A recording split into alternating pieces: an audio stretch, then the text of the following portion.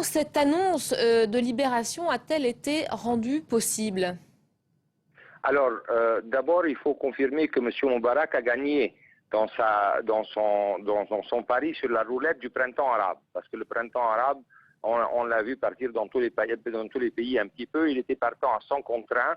Il a 3 grandes affaires de détention. La première grande affaire, c'était l'assassinat et sa complicité de meurtre par abstention, donc pour l'assassinat des protesteurs et le meurtre des protesteurs.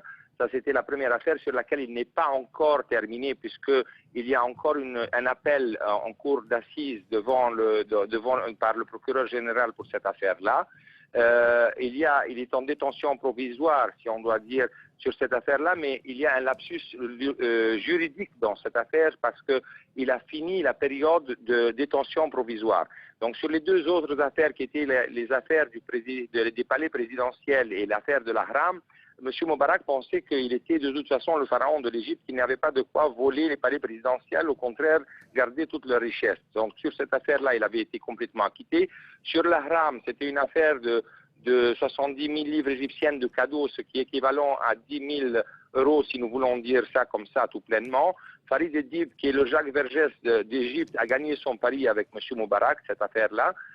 Ils sont maintenant devant la Cour de cassation pour une révision de l'affaire de l'assassinat et la complicité de meurtre, sur laquelle ils vont repasser devant les tribunaux, mais comme ayant terminé sa période de détention provisoire, un petit peu, si on parle de ça en anglais, on appelle ça le rule of law, la règle de loi, il doit absolument sortir maintenant jusqu'à ce qu'il soit recondamné par une cour d'assises à rentrer en prison jusqu'à ce que l'affaire soit revue.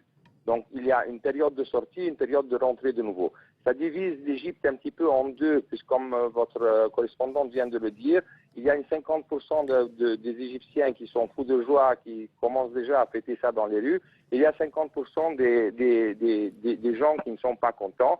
Mais si on compare ça aux atrocités qui ont été mises ces derniers temps par les frères musulmans, M. Moubarak passe pour un ange gardien. Donc la critique populaire contre le Moubarak et le Moubarak clan est très très faible en ce moment-là. Je pense que c'est un ballon test de la part de la junte actuellement au pouvoir pour voir comment se passeront les choses et est-ce que les gens vraiment vont